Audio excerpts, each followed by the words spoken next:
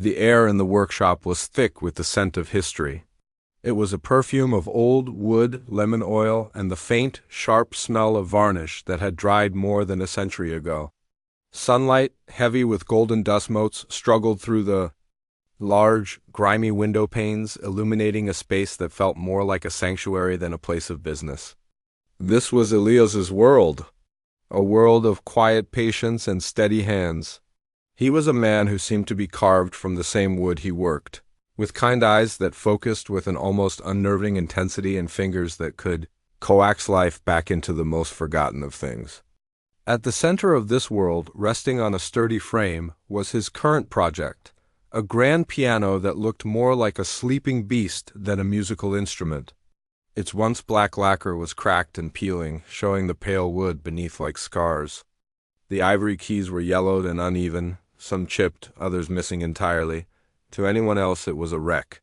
To Elias it was a 19th century Erard, a masterpiece of engineering and art, a silent voice waiting to sing again. He spent his days hunched over it, his tools moving with a practiced grace. He wasn't just fixing it. He was listening to it, feeling its history, understanding the story of every crack and every worn-out hammer. It was a quiet, humble life, but it was his. He paid his rent, bought his groceries, and at the end of the day he had the satisfaction of preserving a piece of the past. That was a kind of wealth no bank could measure. This piece was shattered one Tuesday afternoon. It didn't creep in. It crashed. The sound of several high-performance cars pulling up outside was the first sign, a mechanical roar that felt like an insult to the quiet street. Then the door to the workshop swung open, letting in a slice of the modern, bustling city and a group of people who looked like they had stepped out of a magazine. Leading them was a man named Julian Vance. He was young, dressed in a suit that probably cost more than every tool in Elias's shop combined, and he carried an air of absolute confidence, the kind that comes from having the world at your feet. Vance and his entourage, a mix of sharp-suited lawyers and a few people with cameras, moved through the workshop like a tide, their polished shoes and crisp clothes a stark contrast to the dust and chaos. Vance barely glanced at the rows of smaller instruments lining the walls. He was here on business. He had bought the entire block, including this old building, with a vision. A vision of glass and steel, a luxury condo complex that would scrape the sky and fill his already enormous bank account. This dusty little shop was just a final piece of paperwork, a small obstacle to be cleared. "So this is the place," Vance said, his voice loud and echoing in the small space.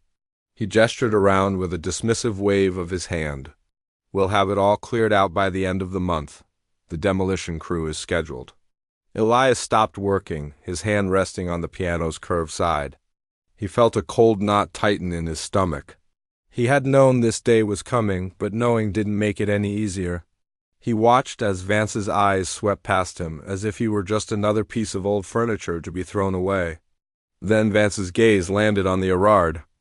A slow, mocking smile spread across his face. "Well, what do we have here?" he said, walking closer. He tapped the cracked lid with a perfectly manicured finger. "Looks like a fire hazard. You can't possibly get any money for this heap of junk." Something in Elias snapped. It wasn't anger, not yet. It was a deeper, more powerful feeling, the need to defend, to protect. He stepped forward, placing his own hand on the piano, a gesture both gentle and possessive. "This isn't junk," Elias said, his voice quiet but firm. "This is an Erard, made in Paris in 1857. The frame is cast iron, a revolutionary design for its time. The action," he continued, his passion beginning to override his shyness, "the mechanism that strikes the strings is a double escapement. It allows for a note to be repeated very quickly, something that was impossible before. Liszt and Chopin composed on instruments just like this. It doesn't just make music. It holds the history of it." Vance listened, but his expression wasn't one of interest. It was one of amusement.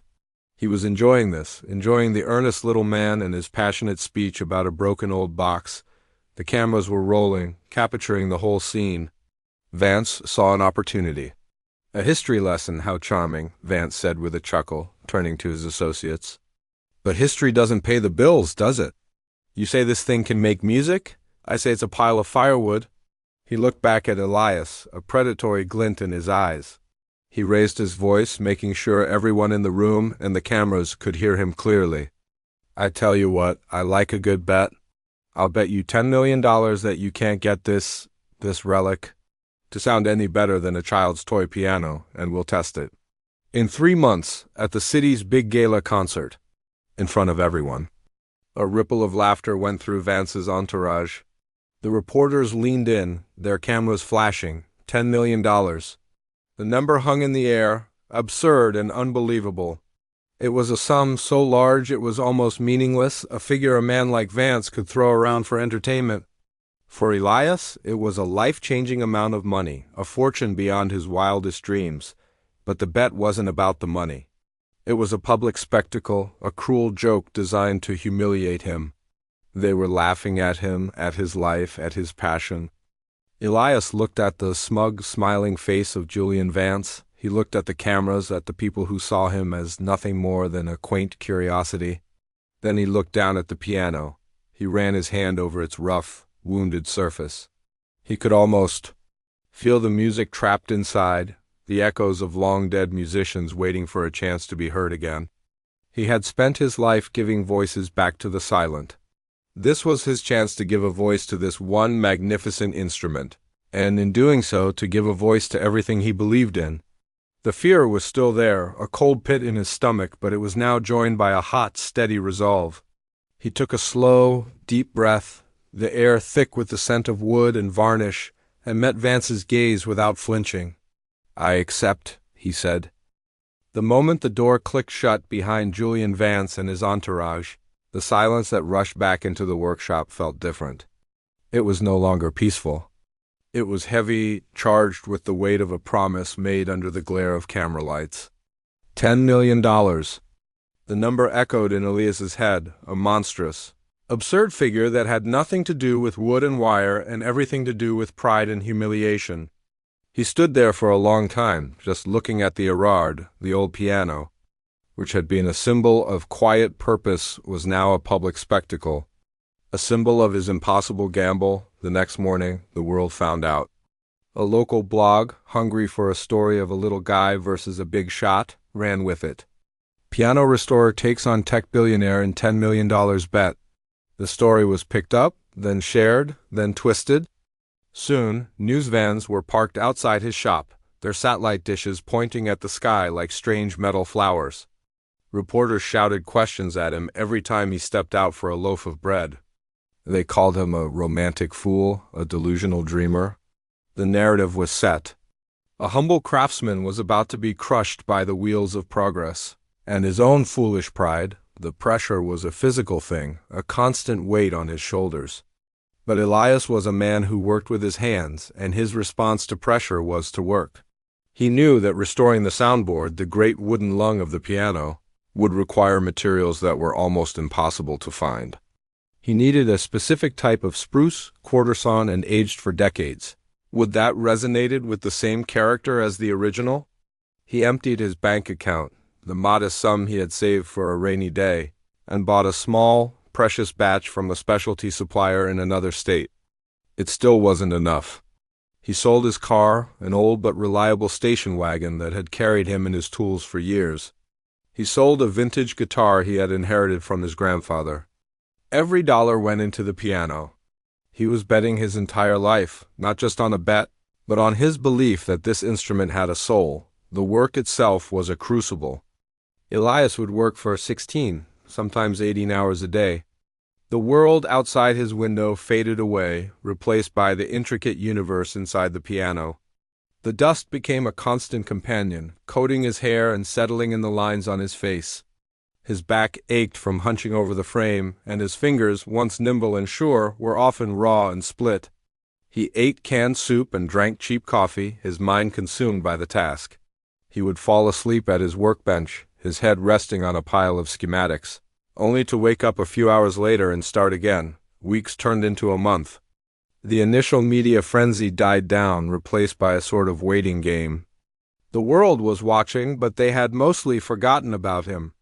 They were just waiting for the gala to see him fail. And he was getting closer to failure.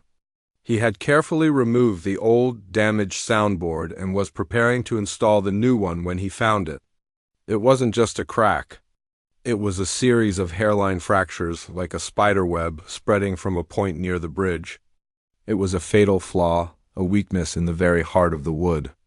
Repairing it would require a technique so delicate and risky that few in the world would even attempt it. One wrong move, and the entire soundboard, a piece of wood worth more than his old car, would split into useless pieces. Despair, cold and sharp, cut through his exhaustion. He slumped into a chair, the dusty lamplight catching the silver in his hair. He had nothing left. No more money, no more energy. The bet was a fool's errand. Vance was right. It was just a heap of junk. He stared at the piano, feeling a sense of betrayal. He had given it everything, and it was giving him nothing but impossible problems. In a fit of frustration, he kicked one of the ornate legs. There was a sharp crack, not of wood breaking, but of an old joint giving way. A piece of the decorative molding popped off and clattered to the floor. Cursing under his breath, he knelt to pick it up. But where the molding had been, he saw something else. A thin, almost invisible line in the wood. It was a seam. Using a thin blade, he carefully worked it along the seam, his heart beating a little faster. With a soft click, a small, hidden panel sprang open. It was a secret compartment, no bigger than a shoebox. Carved into the thick leg of the piano. Inside, nestled in a bed of faded velvet, were two things: a small, leather-bound journal, and a bundle of yellowed sheet music tied with a faded silk ribbon. His hands trembled as he lifted them out. The journal was filled with elegant, looping handwriting. It was the diary of the piano's original owner, a concert pianist from the 1800s. As Elias read by the dim light, the man's passion and obsession leaped from the pages. He wrote about the piano's unique voice, its ability to produce a tone he called a soul echo, a resonance that seemed to linger in the air long after the note was struck. He believed the Erard was not just an instrument, but a partner in creation. The sheet music was his masterpiece, a complex and haunting composition he had written specifically for this one piano, a piece that was designed to showcase its unique soul echo. Elias sat back, the journal in his lap, the music on the bench beside him. The room was silent, but he felt like he was in the presence of a ghost. He wasn't just restoring a piece of furniture anymore. He was on a mission to resurrect a voice that had been silent for over a century. The crack in the soundboard was no longer an impossible problem. It was a test. The lost music was no longer just paper. It was a map. He looked at the piano, and for the first time since the bet was made, he didn't see a challenge or a burden. He saw a destiny. He had the knowledge from the journal, the music to prove it, and a fire in his belly that burned hotter than any despair. The crucible had forged him. He knew now what he had to do. The last screw turned into place with a satisfying click. Elias stepped back, wiping a smear of grease from his cheek with the back of his hand. The Erard was no longer the wounded beast he had rescued from the corner of his workshop. It was transformed. The black lacquer, now polished to a deep, mirror-like shine, reflected the golden lamplight and the dusty windows with perfect clarity.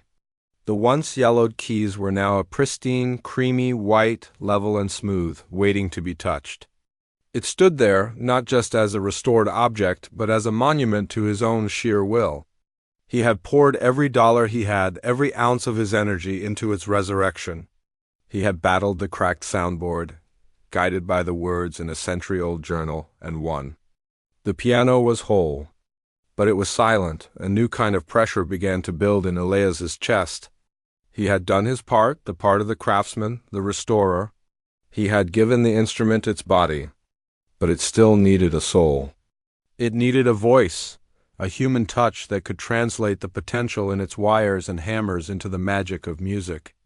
And Elias, for all his understanding of its mechanics, was not that voice.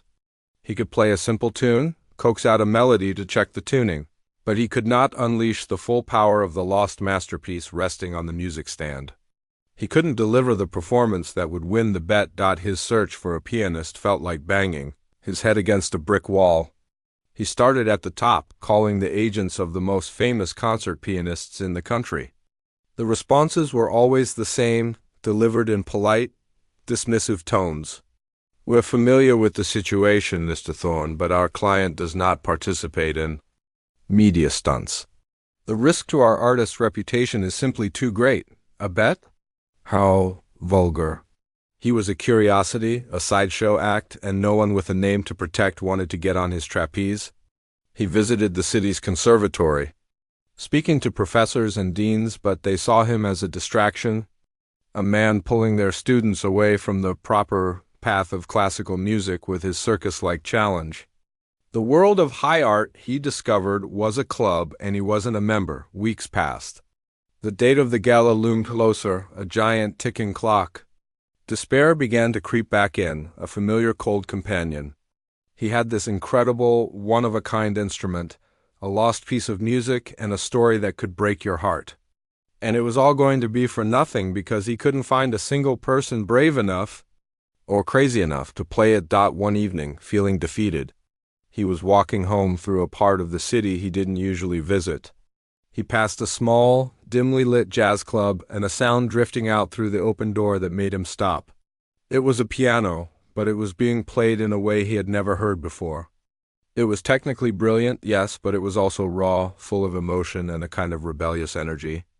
It wasn't just playing the notes. It was telling a story. He went inside. On a small stage in the corner, under a single spotlight, sat a young woman. Her eyes were closed, her body swaying with the music as her fingers danced across the keys. She wasn't dressed in a fancy gown. She wore simple jeans and a t-shirt. She played for a small, quiet audience that listened with an intensity he hadn't seen in the grand concert halls. This was not music for show. It was music for feeling. After her set, Elias, his heart pounding, approached her. "Excuse me," he said, feeling awkward and out of place. "That was incredible." She looked up at him, a friendly but tired smile on her face. "Thanks. My name is Elias," he said, stumbling over his words. "I'm a piano restorer, and I have a situation." He told her everything.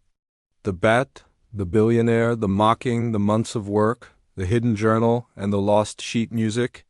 He expected her to laugh, to dismiss him just like everyone else. Instead, she listened, her head tilted, her expression growing more and more interested. When he finished, she didn't say anything for a long moment. "I've heard about that bet," she said finally. "Everyone has. They're calling you the dreamer. Most people think you're going to be the biggest joke in town." "I probably am," Elias admitted, his shoulders slumping. "But the piano, it's special. And the music, it deserves to be heard." "Show me," she said simply. The next day, he brought her to his workshop. She walked around the Erard, her fingers tracing the elegant curve of its side, her eyes taking every detail with a professional's respect. She didn't touch the keys at first. She just looked at it as if trying to understand its personality. Then she sat down on the bench. Elias held his breath. She placed her fingers on the keys and began to play. The first few notes were simple, a C major scale, just to get a feel for the action. But the sound that filled the workshop was anything but simple. It was rich, full, and warm, with a depth that seemed to go on forever. Elias could hear it, the soul echo the journal had spoken of. It was a subtle, almost supernatural resonance. A ghost of a note that lingered in the air long after the string had stopped vibrating. Creating a tapestry of sound that was both complex and deeply moving, the young woman's eyes widened. She stopped playing and looked at Elias, her expression one of pure shock. "What is this?" she whispered. "It's the piano," Elias said, a huge, relieved smile spreading across his face. She played again, this time a few bars from the lost masterpiece. The haunting melody filled the room, and the piano responded with a voice that was both powerful and achingly beautiful. It was as if the instrument and the music were made for each other, two halves of a whole that had been waiting 100 years to be reunited. Tears welled up in the young woman's eyes. She was not just playing a piano. She was having a conversation with a ghost. "I'll do it," she said, her voice thick with emotion. I don't care about the bet or the billionaire. I have to play this piece. The world needs to hear this. News of her involvement spread like wildfire. A respected, if unconventional, artist joining the project changed the narrative completely. The story was no longer about a foolish bet. It was about a musical resurrection. The lost masterpiece and the haunted piano became the talk of the town. The gala concert, once just a formal society event, was now the hottest ticket in the city. Everyone wanted to witness the miracle or the disaster firsthand. Meanwhile, Julian Vance followed the new hype with a detached amusement. "Good for business," he remarked to an assistant, looking at the sold-out status of the gala. "More people to see me win." He remained utterly convinced that it was all just smoke and mirrors, a clever marketing campaign built on a romantic story. He secured a front-row seat, ready to watch the little restorer and his unknown pianist fail on the grandest stage of all. He had no idea that the piano was about to change everything. The night of the gala arrived with a cold, clear sky that seemed to hold its breath over the city. Inside the grand concert hall, a different kind of air filled the space, a thick, expensive mix of perfume, champagne, and the low hum of 1,000 conversations. This was Julian Vance's world. Crystal chandeliers dripped light onto a sea of silk and tuxedos. The city's wealthiest and most powerful people mingled, their laughter sharp and polished, their smiles practiced. They were there to see a show, a modern-day gladiator match where a tech billionaire would toy with a humble craftsman. Earlier that day, the Erard had been brought into the hall. Movers handled it with a new kind of reverence, their rough hands suddenly gentle as they positioned it center stage under the bright lights. It looked like an artifact from another time, a visitor from a world of passion and art that had been lost in this gleaming age of data and dollars. The event staff looked at it with curiosity, while a few early arriving guests snickered, pointing at the old-fashioned instrument as they sipped their cocktails. To them, it was just a prop in the evening's entertainment. Backstage, the atmosphere was a world away from the opulence just beyond the heavy velvet curtain. It was a maze of wires and equipment, smelling of dust and old wood. The young pianist sat on a simple stool, her eyes closed, her hands resting in her lap. She wasn't thinking about the $10 million or the crowd, or Julian Vance. She was thinking about the journal, about the words of the long-dead composer who had poured his soul into the music she was about to play. She felt a strange connection to him, a sense of responsibility to be his voice, to let the world hear the soul echo he had spoken of. Elias stood nearby, a quiet, solid presence. He didn't say anything. He didn't need to. He just gave her a small, reassuring nod. They both believed in the piano, and in that shared belief, they found their strength. At 8 o'clock, the lights in the hall began to dim. The low hum of conversations faded into an expectant silence. A single spotlight cut through the darkness, illuminating the path to the stage. The young pianist walked out, her simple black dress a stark contrast to the glittering gowns in the audience. She wasn't there to be a star. She was there to be a messenger. She sat at the bench, ran her fingers lightly over the keys, and took a deep, centering breath. The hall was so quiet you could have heard a pin drop. Julian Vance sat in the front row, a glass of expensive whiskey in his hand. He had a small, confident smile on his face, already enjoying his victory. He had even prepared a short, witty speech for afterward, something that would be clipped and shared across the internet, cementing his image as a man who was always right. He glanced at the woman on stage, feeling a pang of pity for her, about to be humiliated in front of thousands. Then she began to play. The first notes that emerged from the Erard were not loud or flashy. They were soft, searching like a voice waking from a long sleep. But the sound was different from anything anyone had ever heard. It had a warmth, a depth that seemed to fill every corner of the vast hall. It wasn't just a note. It was an atmosphere. A woman in the third row, who had been checking her phone, slowly lowered it, her eyes fixed on the stage. A man who had been whispering to his date fell silent, his mouth slightly agape. The melody began to unfold, complex and haunting. It was a story of love and loss, of joy and sorrow, all woven into a tapestry of sound. And then it happened. The soul echo. As the pianist held a long, resonant chord, a second, ghostly note seemed to rise from it, a shimmering harmonic that hung in the air long after the string had been struck. It was a subtle, ethereal effect, like hearing a memory. It was the sound the composer had written about, the secret of the piano that Elias had so painstakingly brought back to life. The music washed over the audience, and it was as if a spell had been cast. People leaned forward in their seats, their faces illuminated by the stage lights. A cynical old critic, who had come ready to write a scathing review, found his pen frozen above his notepad. He wasn't a critic anymore. He was just a listener, completely captivated. The music was bypassing their intellects and speaking directly to their hearts. It reminded them of forgotten dreams, of old loves, of a beauty they had long since stopped looking for in their busy, modern lives. The camera, broadcasting the event for a paid online stream, panned across the faces in the crowd. It captured tears streaming down a woman's perfectly made-up cheek. It showed a stern-looking businessman, his jaw tight with emotion.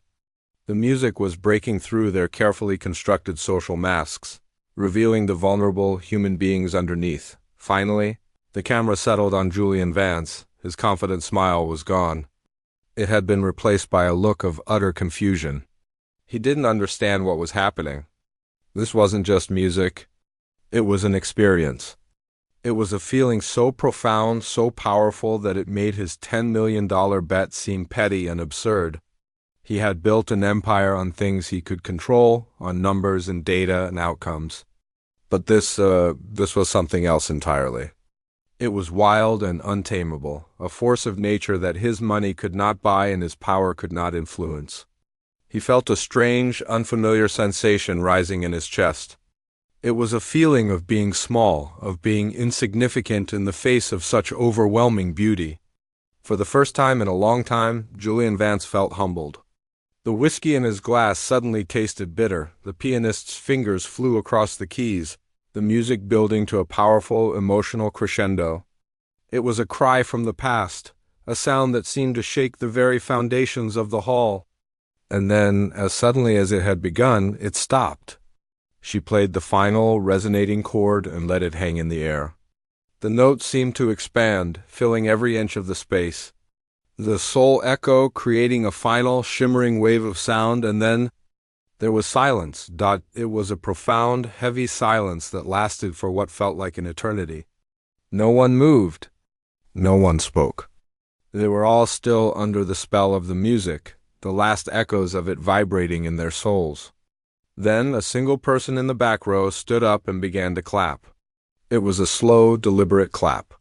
Then another person joined in, and another. Within seconds, the entire hall erupted. It wasn't just polite applause. It was a thunderous, deafening roar. Every single person was on their feet, their faces alight with emotion, clapping and shouting, "Bravo!" The sound was a physical force, a wave of appreciation and awe that crashed over the stage. The young pianist stood up, visibly shaken, tears streaming down her own face now. She looked out at the sea of people, their applause a validation of everything she and Elias had fought for. She had done it. She had given the voice back to the silent. And in the front row, Julian Vance also stood. But he wasn't clapping. He just stood there, staring at the old piano on the stage, a man who had just had his entire world turned upside down by a sound he couldn't explain and a beauty he couldn't buy. The piano had changed everything. The thunderous applause in the concert hall didn't stop. It was a physical force, a wave of sound that crashed against the stage and seemed to shake the very foundations of the building. The young pianist stood, tears of relief and joy streaming down her face, bowing to an audience that was no longer a collection of wealthy socialites but a community of people who had just shared something profound. Backstage, in the chaotic maze of equipment, Elias watched her on a small monitor, a quiet, tired smile on his own face. He felt a sense of peace so deep it was almost dizzying. He had won. Not the bet, not really. He had won something much more important. He had given a voice back to the silent. Reporters swarmed the backstage area like moths to a flame, their microphones and cameras pushing forward, shouting questions over the din. "How does it feel? What's next for you and the piano? Is it true you're now one of the richest men in the country?" Elias felt a wave of anxiety wash over him. This was not his world. He was a man of quiet workshops and patient hands, not of flashing lights and shouted questions. He gently pushed his way through the crowd to the pianist, who was now being surrounded by her own admirers. They exchanged a look, a silent acknowledgement of their shared journey. They had done it together. The next morning, the world was a different place. The story was no longer a simple bet. It was a modern fable. "The piano that silenced a billionaire," one headline read. "The sound of a soul," said another. The video of the performance went viral, shared millions of times. People weren't just sharing it. They were talking about it, debating it, crying over it. The music had touched something universal, a longing for beauty and meaning in a world that often felt cold and transactional. Julian Vance did not go to his office that day. He didn't check his stock portfolio or return any of the frantic calls from his business partners. He sat in the empty, silent concert hall for hours, long after the staff had cleaned up and gone home. He just sat in the front row, staring at the empty stage where the old piano had sat. The sound of the music still echoed in his mind, not just the notes, but the feeling it had created. For the first time in his life, he felt a profound sense of emptiness in his own world. He had built an empire on logic, on numbers, on the certainty that everything had a price and that he could afford it. But the previous night, he had experienced something that had no price tag, something that his billions could not buy and his power could not replicate. He realized he had been living in a black and white world, and last night someone had shown him a color he never knew existed. He felt a strange, unfamiliar feeling stirring in his chest. Humility. A press conference was called for that afternoon. The media expected a spectacle. They thought Vance would try to spin the story, to save face, to turn his loss into some kind of PR victory.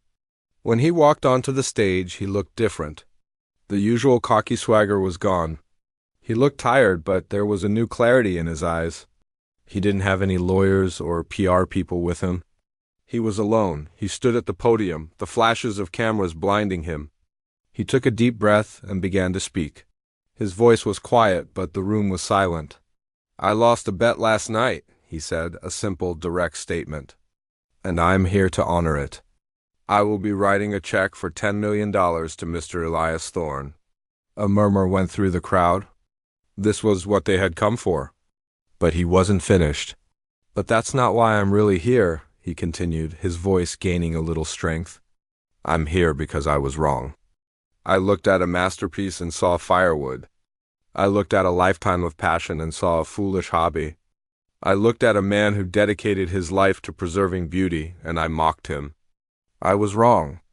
And last night, that piano and that music and that man taught me a lesson I will never forget. They taught me that some things in this world have a value that cannot be measured in dollars or cents.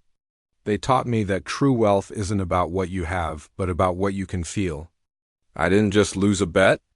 I lost my arrogance. And I think I'm a better man for it." The room was stunned. This was not the Julian Vance they knew. This was not the story they had expected to write. A few days later, Vance visited Elias's workshop. The space was still dusty and cluttered, but now it felt different. It felt like a place of pilgrimage. He carried a slim leather briefcase.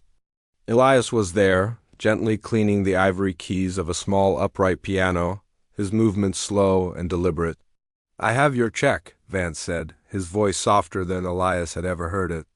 He placed the briefcase on a workbench and opened it. Inside was a check for $10 million. It looked unreal, a piece of paper with too many zeros. Elias looked at the check, then back at Vance. He didn't reach for it. "Mr. Vance," he said, his tone kind but firm, "I appreciate you honoring our bet. I really do. But I can't take that." Vance looked confused. "But you won. You deserve it. You can buy a new workshop, a new house, anything you want."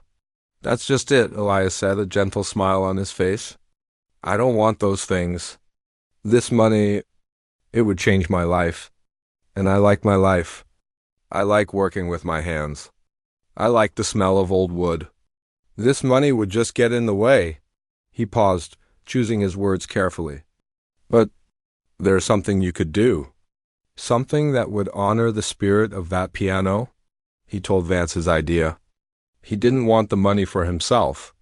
He wanted to start a foundation dedicated to preserving old musical instruments, to supporting artisans like himself, and to teaching young people the skills that were being lost to time. He wanted to create a place where the stories trapped in old wood could be heard by future generations. Vance listened, and for the first time he truly understood. He saw that Elias wasn't just being humble. He was being wise. He was thinking about a legacy, not a payday. Vance slowly closed the briefcase.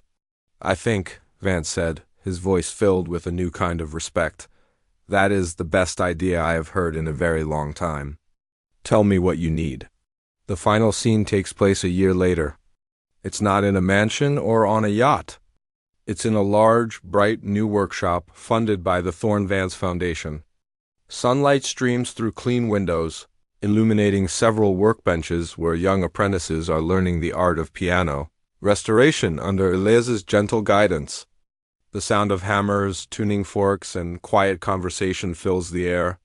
The legendary Erard piano now has a place of honor in the city's main music museum, where thousands of people come to see it and hear its story, and in a corner of the workshop, a man in a simple t-shirt and jeans is carefully learning how to apply varnish to a small piece of spruce. It's Julian Vance. His hands, once used to signing multi-million-dollar deals, are now learning the patient, humble craft of working with wood. He looks up and catches Elias's eye across the room. They don't need to say anything. They both know that the piano had changed everything. It didn't just make one man rich, it made two men whole.